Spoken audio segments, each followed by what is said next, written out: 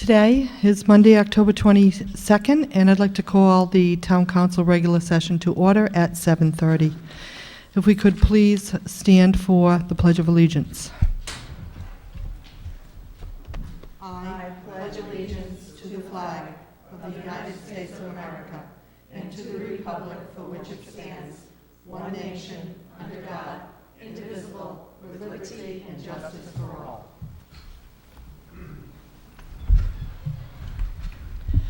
Thank you. Could we have the roll call, please, Dale? Council President Whaley. Present. President McAtee. Here. Councilwoman Eddy. Here. Councilwoman Fogarty. Here. Councilman O'Neill. Here. All members present. Thank you, Dale. I would like to start tonight's meeting with a moment of silence with the passing of Arthur S. Grasso. He was an Army veteran of World War II and a South Kingstown Town Council member from 1963 to 1966. He was a champion and supported the growth of the South Kingstown Police Department. So if we could just please have a moment of silence.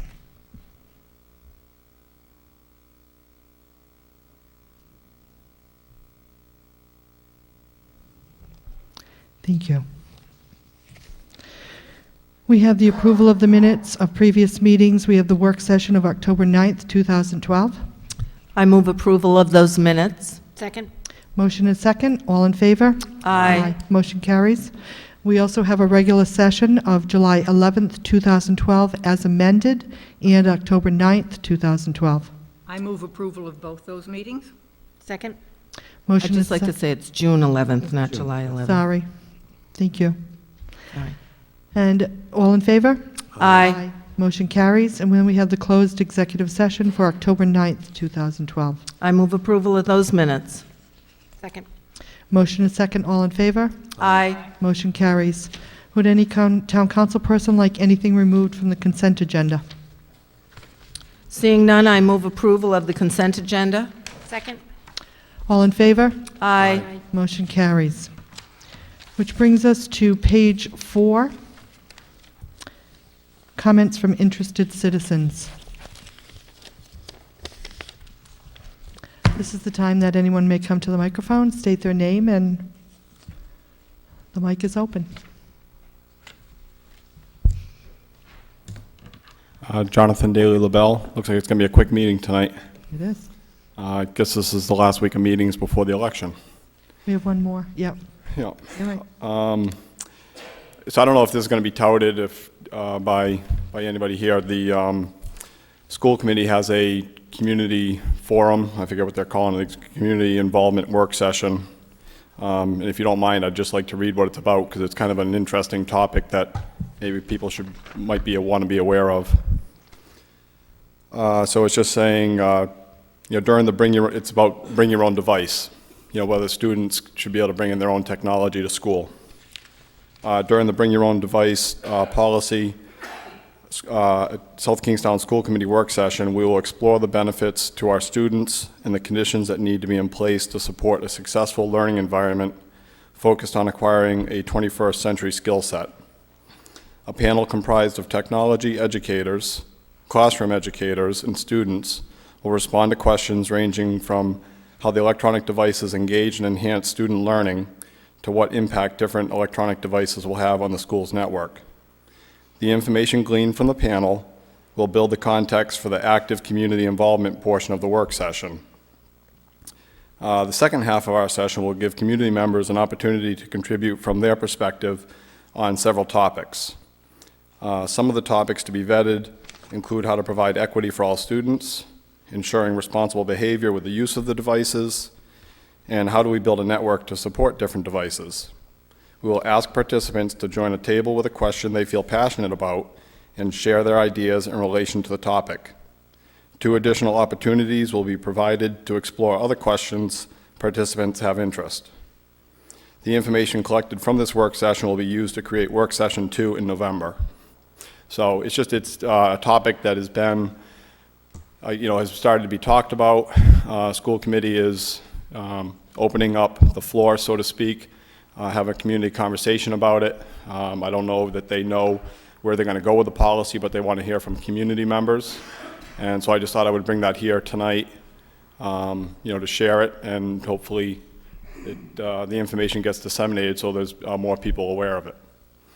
I will just note that hopefully this forum is very successful, and this is a lot of what I've been talking about for 2 years, of how to try and build community involvement and participation, get input from people, allow people to come in and share their perspectives. So hopefully this is the beginning of something new, and I don't know what the holdup has been to doing this kind of a thing, but I'm very encouraged to see it. Thank you. Thank you. Other comments from interested citizens? Meg Haley. Hi, my name is Meg Healy. Some of you know me, some of you don't. I want to talk about an issue about signs. You may have addressed this before, but political signs, of course, are good, bad, and indifferent, because people have a world of them and then they can't wait to have them go away. But in my own example of signs, I live on a private road, and the signs that I had in front of my road were removed, and abutting that is state property. The town has nothing to do with where I live. They don't maintain the road, they don't do any maintenance of the road, but yet they came into the road and took out all the political signs, as well as many other areas in town. I don't know if this has been addressed prior to, my coming up to the podium, but there were signs that were taken down off personal property, private property. I don't think that's an acceptable practice. So I just wanted to bring that forward to let you know that that's not right. And, I'm upset about the fact that somebody came into my road. I have to pay a liability policy of $1 million because somebody comes into my road and my signs are on my road, and then somebody took them down. And that happened in a lot of places in town. So I just wanted to bring that forward and let people know that it's not right. So that's all I have to say about that, but I want you to take that into consideration for the people that, go out and do take the signs down. So thank you. Thank you.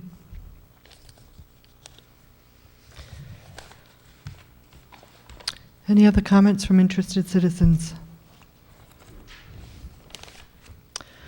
I just have, thank you. Hi, George Dubuque. I also want my signs back. People who live across the street from me, their signs were still there, but mine were gone. So I don't know what happened, but it just seems unfair that mine were taken, and it's probably just because I live down a long driveway, but I do own that property, and my signs were there, and I see no reason why they were taken, especially when other signs across the street were still there. So I'd like my signs back. Thank you. Any other comments? Carol? I'd just like to say that most of us work very hard getting political signs out there, and it isn't easy, and it's not done haphazardly. If there's a few inches here, give or take, that we don't know exactly where the town line is, my apologies, but I'm really surprised at this whole thing. I mean, I worked all day in Warwick and got here and see that there's a big sign problem, which I was totally unaware of when I left for work this morning, so it's too bad. And signs are necessary. They're necessary for selling houses, they're necessary for renting places, they're necessary for all sorts of things, and it is a temporary situation. Any other comments? I just have a few activities to mention that have been happening in our town since the last meeting. We had South County Hospital meet the URI coach, I believe it was Wednesday night, business after hours. Very, very successful and very interesting to listen to the coach speak from URI. So what a welcome addition. And 3 town council members on Sunday morning attended the Kingston Fire District Award ceremony over at URI. It was absolute kudos to our Kingston Fire District and the people that have given to our community for the safety of all of us. So some real heroes were honored Sunday morning. The South Kingstown Partnership for Prevention also honored Captain Jeff Allen, who is now Chief Allen, at one of the members' house, and a proclamation was given to Chief Allen, who's now in Charlestown. And we also, a couple of us attended the VFW dinner on, I think it was Friday night, and I just want to let people know that the VFW does do a Saturday morning breakfast, starting very, very early in the morning at 6:30, but if anybody would like to attend that, they're really trying to work on the upkeep of their building and need as much support from our town as possible. And I hope all of you are getting ready for the Veterans Day Parade on November 11th. The parade will step off at 1 o'clock. Carol? I'd just like to thank Chief Barrington for he gave a great, thorough tour of the Kingston Station, and we see all of the young people that come from URI and volunteer for Kingston Station, along with all of the citizens in South Kingstown that volunteer there. It's quite a facility, and I want to thank him for the opportunity to go through the building. One I did forget was the Animal Rescue League had a critter and cocktails, and that was on Saturday night. I can't remember, but they are selling to support. They would like to build a new building, and they do have holiday wreaths for sale for $25. So again, the Animal Rescue League, that was another great function. So the town's been quite busy. Okay, with that said, we're going to move on to the town manager's report. I have nothing to offer other than the information that's already been provided. Thank you. Town solicitor's report. Just to let you know that this afternoon, the reply briefs were filed by both sides in the Village Liquors appeal. We'll now await whether the judge asks the parties for oral argument or if there's just going to be a written decision, and I'll, of course, keep you updated. Thank you. Anybody have any questions for Steve or Michael before we move on? Okay, and then we have the appointments, and there are no appointments tonight, which moves us to new business. This is a resolution authorizing an award of bid to Smithco Oil Company, 491 Main Street, Wakefield, Rhode Island, for number 2 fuel oil and for maintenance and service for the town and the school department for a 1-year period commencing November 1st, 2012 through October 31st, 2013, according to the terms and conditions of the bid specifications at the following price schedules. And they're listed here in the minutes, in the agenda, and further authorizing the town manager to negotiate a price cap and the ability to authorize trial use of blended biodiesel fuel at other town locations at tank car price plus transportation, if determined to be in the best interest of the town, and as further described in a memorandum from the financial controller to the town manager dated October 17th, 2012, and entitled Number 2, Fuel, Oil, and Maintenance Service Bid Recommendation. Steve. As noted on Frank Xavier's memorandum, 3 bidders submitted proposals for the town. The proposals that are submitted are for the transportation costs associated with the delivery of number 2 fuel oil to various town locations. The tank car price establishes what the price per gallon is plus the transportation cost.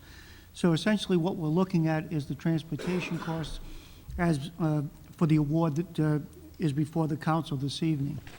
The low bid for the tank car price that was listed in transportation increment of 11 cents a gallon is Smithco Oil. We're recommending a award of contract to Smithco, as well as for the maintenance requirements as spelled out in the bidding documents. That would be $85 an hour for regular services, $1.2750 an hour for nighttime weekends, and $1.27 hourly for holidays, and 15% markup on parts. We're also recommending that the council provide further authorization for the manager's office to be able to negotiate a price cap. Price cap allows us to have a maximum dollar amount that we would pay for oil during the months of December through April of next year. The price cap that was submitted by Smithco was 10 cents per gallon. So essentially, the projected price based on tank car price and transportation is $3.41 per gallon. If we agree to the price cap, and this is based on what the prices were when the bids were actually received by the town on October 11th, it would mean that the cap at that point would have been $3.51. It's an upside protection so that we would never exceed that cost during that 4-month period. But downside protection is also available where if the prices were below that $3.51, we would pay what the actual transportation plus the tank car prices were. So that is the proposal that's before you. We recommend award as presented in the bidding documents. I know Mr. Smith is here tonight. I didn't know if you wanted to add anything more, then you could come to the mic. Thanks. To step in. Hi, I'm Stephen Smith, the owner of Smithco Oil. I'm not here as a business owner tonight. I'm here as a consumer and taxpayer too. I've talked to Frank Xavier in the finance department over the last couple of years, and you know, the bid runs from November 1st to October 31st, and that's a very volatile time of the year in the heating oil industry for many reasons. Hurricanes, you know, hoopla, you know, anything, speculators in the market. I know this is tough, and it's been like this for forever, but if you could streamline that bid to run July 1st to June 30th, or the last day in June, I think it might benefit the town, because historically that's when I buy most of my oil on contract. And you know, if I can save you a little bit, I mean, already from when I talked to Frank last week, the futures market's already dropped 7 cents, so that's a bonus for the town. You know, it's tough to hit a moving target. I'm not perfect at it, but you know, I've done it a couple of years. And I have supplied the town for the last 10 years consecutive. I think I've had it last 14 out of 15 years. And you know, I'm not here as a business owner. I mean, there's not a lot of money in it, but I do it because, you know, kind of civic duty. So that's all I wanted to say. I mean, if you have any input or Frank wants to call me, I don't have a problem anytime. Okay. Yeah, I think, Thank you. you know, I'd be glad to take a look at it, Yeah. Steve. I mean, the reason that we've always had the bids start for the November period Yep. is because of the transportation costs. Yep. What we didn't want and don't want is to say to you in June, Yep. tell us what your transportation cost is when you're not going to know what diesel's going to cost you to transport the materials. So there's an upside and a downside to each of the different times when you would go out to bid. If there's purchases that you can make during the summer months that are going to guarantee us a better price, we can look at that, but we'd have to change the overall bidding documents because our bids right now float based on Journal of Commerce Correct. Prices. So even if you were able to lock in lower Yep. during the summer, we wouldn't see the benefit of it. In fact, what my concern would be is I'd see a padding necessary on the transportation costs because you wouldn't know if there was going to be a spike in that 4-month period. Correct. I mean, like last year, I mean, I got hung on the cost of diesel fuel too, so I mean. But that's what I mean. Is That's the way it there's, goes, yeah. You can look at it from a lot of different places. Oh, yeah, I have, And, trust me. And you and I will be talking as far as the cap as to where we can go Yeah. with that this year Yeah. as well. My thing is, I don't do this, I mean, a bid like this, and I'm not gonna get long-winded on it, it's kind of like, you know, a lot of companies come in as like it's a lost leader. I kind of do it because I was born and raised in South Kingston, and I kind of do it as a civic duty. I mean, my increment's been the same for quite a few years. I haven't changed that, and I want to keep it as is. But, I mean, anything we can do to streamline it, I'm willing to work, you know, Yeah, do the best I can. And I do want to say that. I mean, Smithco has been a service provider for several years now, and when we did the changeover for the natural gas, we had to get rid of the oil that was still in our tanks. Steve took care of that in terms of moving it for us, at a very low transaction fee. So it's certainly a company that we enjoy working with, and if we can work that's to the benefit of the town, and at the same time not take advantage of you, Yeah. we can take a look at it. I'm willing to work, however you want to do it. I just want to point out one thing, and I won't get long with it because I know you got more important things. It was quite a few years ago, like 1979, somebody else submitted a bid for the fuel oil contract in town. And I remember it specifically. I was working for another company at the time before I started my own business. And that company let the actual building run out of oil in a snowstorm. And they were from, I think, Massachusetts somewhere. So I don't know who was in charge then, but they called the town and said, yo, we're out of oil. We've got to have some fuel here. And they said the delivery was going to be 3 days before they could get here. And at the time, O'Neill Oil was still in business, and he was gracious enough to come down and fill the tank and get the burner started and stuff like that. So, I mean, there is a benefit to, kind of having me, Johnny, on the spot. So it is what it is. I'm willing to work with whatever we have to do, so that's all I got to say. Thank you. Carol? Steve, I just wanted to ask you one question. Sure. If we change the dates from July 1st to June 30th, I think that's what you had just said, what kind of savings do you think we would realize doing that? Well, I hate to throw salt in the wound, but last year I kind of did a quick, the last year's gallons, and I know some of the buildings have been converted to natural gas, but, I mean, you probably would have saved about $18,000. The year before, I hate to say it, was a more severe winter. We had a lot of snow in the increment. Ballpark figures probably would have been about 33 grand. So Wow. sometimes. Just by changing the Yeah, dates? Just by changing the dates. And I hate to say that. I did mention it to Frank that there was a savings, and that's why I'm here tonight, not as a business owner trying to profit from that. I'm just trying to, hey, if I can save the town some money, I'll look like a better guy, I guess. Thank you. Okay, thank you. Yeah, thank you, We're going to Steve. hold you to the savings, though, Steve. That's the catch-22. I try to talk to Frank. I mean, he emails me and he says, what's the price right now? And I can only do what the market is saying. I mean, it could drop tomorrow. Like today, it was down another nickel. It was down a nickel Friday. So, I mean, there's a 10-cent savings. Although the futures for the months of January, February, they only dropped about 7 cents. So, you got to kind of understand the wave of things, I guess. So it's not an easy thing to do. No. Thank And you. Steve, we do thank you for all that you have done for the I town. We did know try. that. Thank you. Polly? I move approval of new business item A. Second? Motion is second. Any further discussion? All in favor? Aye. Motion carries. And I believe that is all that we have on the agenda. Carol? I just wanted to say one more thing about the signs. If we could just, Jeff, tell everybody whatever signs we have here at the town hall, where they are, so people can come and get them. Outside of the fire alarm garage at the end. Behind the town hall, over here. Yes, south side of the white building. Okay. Thank you. We have motion to adjourn. I move to adjourn. Second?